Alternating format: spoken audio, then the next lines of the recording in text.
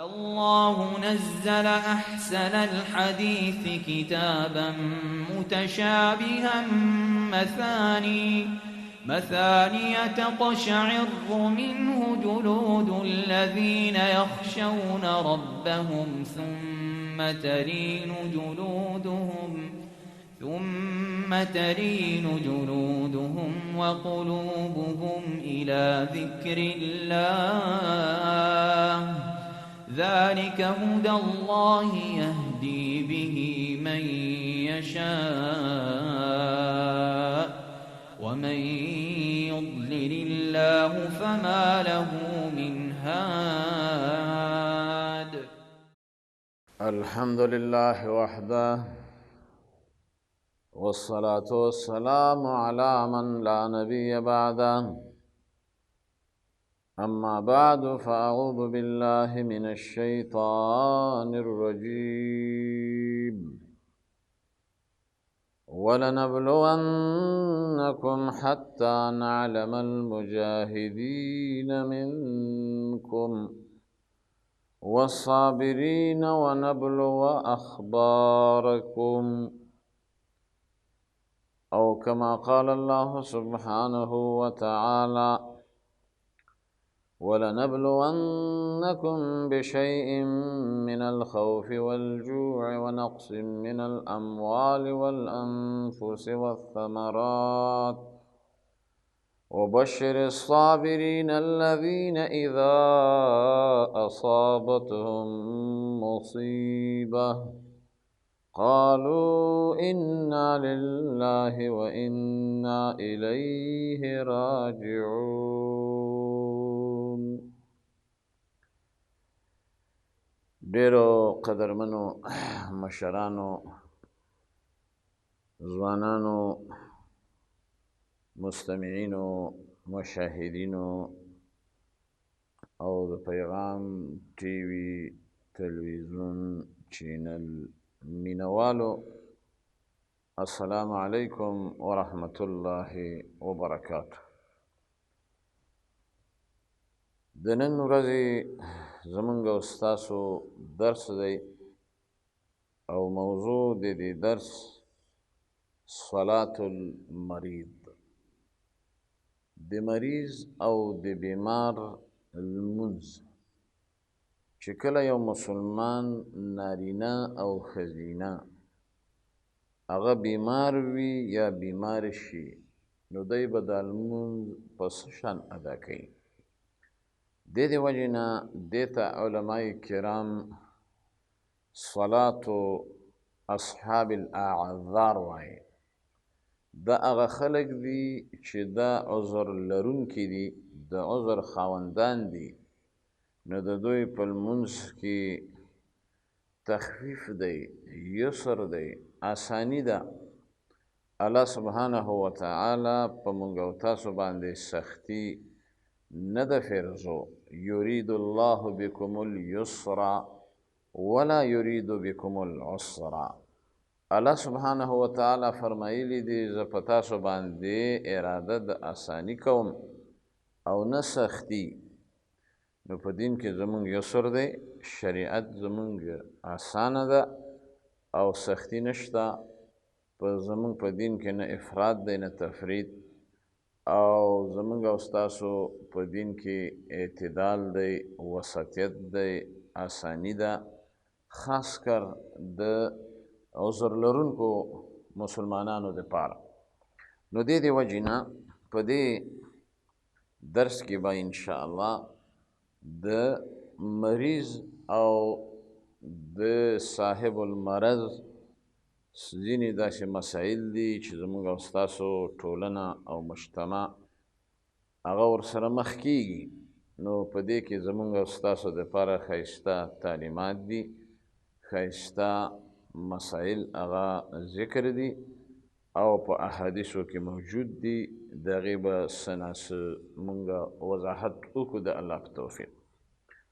اول دا چې مرض دا دی د الله د طرفه، دا یو امتحان دی. مسلمان باندې بیماری راځي، مرض راځي، آفت راځي، مصیبت راځي، الله سبحانه وتعالی فرمایلی دی ولنبلونکم وای خامخا زه به تاسو په امتحانوم، په امتحان کې به م اچوم حتی نعلم المجاهدین، تر دې زه وپېژنم په تاسو کې مجاهدین. الله خو پېژني، معنا ښکاره به کړم خلکو ته. ونعلم ونبلو اخبارکم، تر دې چې زه په تاسو کې امتحان وکړم د حالاتو، په تاسې د مرض حالت راولم، د صحت حالت راولم، او د غربت حالت راولم، د فقر حالت راولم، د غنا د مالداري حالت راولم، چې زه وپېژنم په تاسو کې چې څوک مجاهده کوي، څوک صبر کوي، څوک یې نه کوي. دا د الله د طرفه یو ابتلا دی. لکه بل ځای کې الله سبحانه وتعالی فرمایلی دی ولنبلونکم بشیء من الخوف والجوع ونقص من الاموال والانفس والثمرات، زه تاسو په امتحان کې اچوم ولو که معمولی شی هم وي، په معمولی شي باندې لوږه در باندې راولم، تنده در باندې راولم، فقر در باندې راولم، وسعت در باندې راولم، مال دې هغه درنه علم، او میوې، غلې، دانې، پولې، ځمکې، جایداد، په دې کې په تا باندې امتحان در باندې راولم، مرګ، ژوبله، جیل، بندیتوب، دا ټول ورونو د الله د طرفه ابتلا او امتحان دی. نو ځکه حدیث کې راځي عجبا لامر المؤمن، د مؤمن هر کار او هر خبره هغه د تعجب ده، او هر خبره یې هغه د تعجب او د خوشحالي ده. ان امره كله خیر له، هر کار د خیر دی، هر کار د ښېګڼې دی که دی په ځان باندې پوه شي. نو ځکه وان اصابته ضرا، که چیرې د مسلمان ته ورسیږي ضرر، تکلیف، او په دې وخت کې صبر، فکان خیرا له، صبر وکړي، دا د ده دپاره غوره دی، بهتر دی. وان اصابته سرا، او که چیرې د ده دپاره خوشحالي هغه ورسیږي، راحت ورسیږي، وسعت ورسیږي، او د ده دپاره مال دولت ورسیږي، په دې وخت کې شکر دی، شکر وباسي، فکان خیرا له، دا هم د ده دپاره د خیر خبره ده. د دې وجې نه قدرمنو مستمعینو، مؤمن باندې آفت راځي، مصیبت راځي، مرض راځي، او دا ټولې خبرې د مؤمن سره تړلي دي. ځکه یو حدیث کې راځي ما یصیب المسلم من نصب ولا وصب ولا هم ولا حزن ولا اذى ولا غم حتى شوکة یشاکها، وای مؤمن هغه خامخا ستوماني پرې راځي، مصیبت پرې راځي، او غم و اندېښنې، درد دا پرې راځي، تر دې چې یو ازغی د هغه په خپه کې لاړ شي، الا کفر الله بها من خطایاه، په دې سره الله سبحانه وتعالی د هغه ګناهونه معافوي، ګناهونه یې ریږي. ځکه په یو حدیث کې داسې هم راځي چې اشد الناس بلاء، وایي ډېر سخت په امتحانو، په مصیبت کې هغه انبیا دي. ځکه یو تپوس و چې ای الناس اشد بلاء، کوم خلک په امتحان کې ډېر سخت امتحان پرې راځي؟ نبی کریم صلی الله علیه وسلم ورته وفر الانبیا ثم الامثل فالامثل، انبیا او هغې ته ورته د انبیا علیهم السلام په شان په نورو خلکو باندې دا مصیبتونه راځي. فیبتل الرجل علی حسب دینه، نو په یو چا باندې امتحان راځي د هغې د دین او د ایمان د قوت مطابق. فان کان فی دینه صلابه یا صلبا، که دین مضبوط و کلک و یقین هغه مضبوط و قوي و اشتد بلاؤه، امتحان به پرې سوا کېږي. وان کان فی دینه رقه، او که چیرې په دین کې د هغه نرمي وه او ضعف و کمزوري وه، ابتلی علی حسب دینه، د هغې د دین مطابق به امتحان پرې راځي. حتی یترکه یمشي علی الارض وما علیه من خطیئه، تر دې چې دی په ځمکه او په دې دنیا کې روان وي، او په دې لاره کوڅو کې روان وي، په دې ځمکه هغه چلیږي، سفر کوي او په ده به هېڅ ګناه هغه پاتې نه وي. د دې وجې نه قدرمنو د مرض په رابطه مې د یو څو خبرې د قرآن و حدیث په رڼا کې وکړې، بلکې یو بل حدیث کې راځي اذا مرض العبد او سافر، کله چې یو کس مریض وي او یا مسافر وي، کتب له مثل ما کان یعمل مقیما صحیحا، نو ده ته به لیکلی کېږي هغه اجر و ثواب چې کله دی په دې وخت کې صحیح وي او مقیم وي، د سفر په حالت کې نه وي. نو دا سفر قدرمنو د مسلمان دپاره دا وي او مخې ته راځي، خو دا سفر به خالي نه وي. دې ته وایي یو سفر چې هغه سفر حرام وي، او حرام سفر یو سړی دی د شرابو دپاره سفر کوي، اخلي، خرڅوي. یو سړی دی په لاره کې شوګي کوي، سفر کوي. یو سړی دی بغیر د محرم نه زنانه ده هغه سفر کوي، دا سفر حرام دی. دویم قسم سفر واجب دی، لازمی دی. لکه یو سړی سفر کوي د حج، سفر کوي د عمرې، په ده باندې الله حج فرض کړي، عمره فرض کړي دی، په سفر ځي، نو دا سفر د ده دپاره واجب دی، لازمی دی. دریم سفر هغه سفر مستحب چې غوره سفر دی. لکه یو سړی سفر کوي، هغه سفر د حج او د عمرې وي، خو نفلي وي، د نفل د وجې نه چې نفلي سفر کوي د حج او د عمرې. څلورم هغه سفر چې هغه ته سفر د مباح وایي، یعنی مباح سفر. یو سړی د تجارت کوي او تجارت مباح تجارت وي، په سفر باندې وځي، دا مباح سفر دی. او پنځم قسم سفر هغه مکروه سفر دی. مکروه سفر دی ته وایي چې یو سړی سفر کوي او هغه یوازې سفر کوي، او یوازې سفر د هغه دپاره په حدیث کې دې نه منع راغلی. پیغمبر علیه السلام وایي لو یعلم الناس ما فی الوحدة ما اعلم ما صار راکبا بلیل وحده، چې هغه په دې باندې پوه شي چې زه یوازې سفر کوم او په دې کې کوم نقصان دی، نو دی به چېرته په سفر باندې ونه وځي او دی به د خپل سفر نه هغه ایسته ډډه کوي.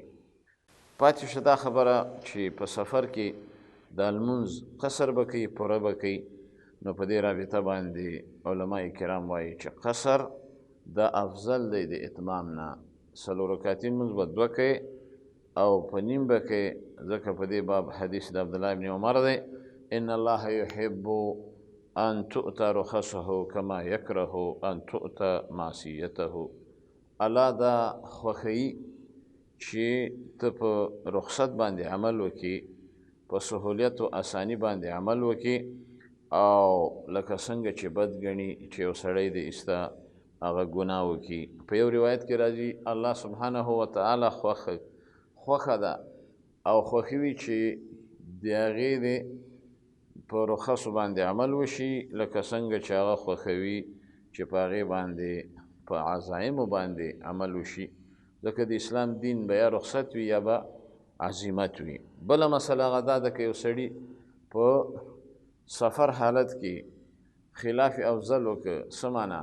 اتمام افضل دی، قصر افضل دی، اتمام هغه خلاف افضل دی. یو سړي په سفر کې پوره لمونځ کوه، نو د ده دا لمونځ صحیح دی، ځکه عثمان ابن عفان هغه به په مینا کې پوره لمونځ کوه او دا یې خپل عادت نه و جوړ کړی.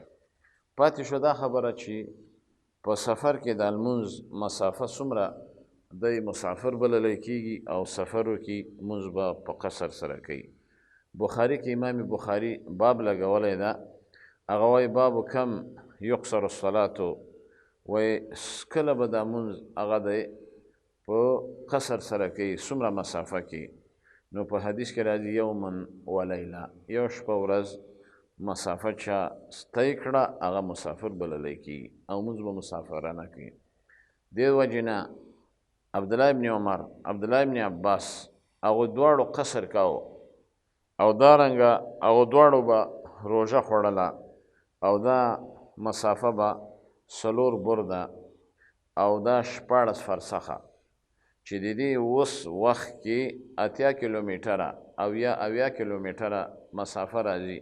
چې دومره مسافه یو سړی په ګاډي کې یا په جاز کې یا په سکوټر باندې یا په سایکل باندې یا په پیادل هغه طی کړي نو دی مسافر بللی کېږي او دی به قصر کوي.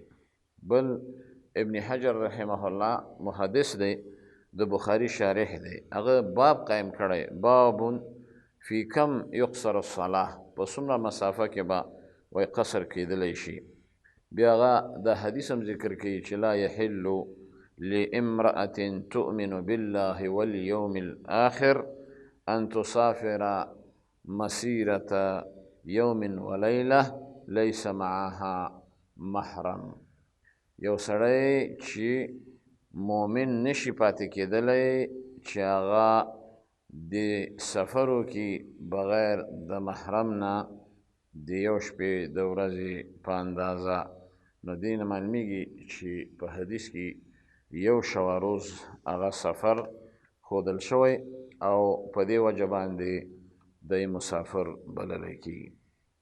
خو په دې کې نن عصر کې زمانه کې حاصل به دا راوباسو، علماو راویستی، شیخ ابن باز رحمه الله، شیخ ابن عثیمین رحمه الله، چې 80 کیلومیټره مسافه یو کس طی کړه نو دی مسافر دی او دا سفر مباح وي او 4 رکعتي لمونځ به 2 رکعته کوي او که چیرته یو کس 4 رکعته مونځ یا 4 ورځې، هغه 4 ورځې مونځ چې 20 مونځونه جوړیږي د 4 ورځو، نو که ده دا اراده وکړه نو په دې وخت کې دی مسافر بللی کېږي. که د دې نه زیات 15 اخوا بیا دی مقیم بللی کېږي. نو د دې وجې نه نیت له اعتبار دی، خو په هغه وخت کې اعتبار دی چې کله دی نیت وکړي د 4 ورځو او د دې نه کم مسافر شو، او چې د دې نه زیات وي بیا هغه مسافر نه دی. پاتې شو بله مسله چې آیا دا سنن هغه به په راتب سنت په سفر کې کوي او که به نه کوي.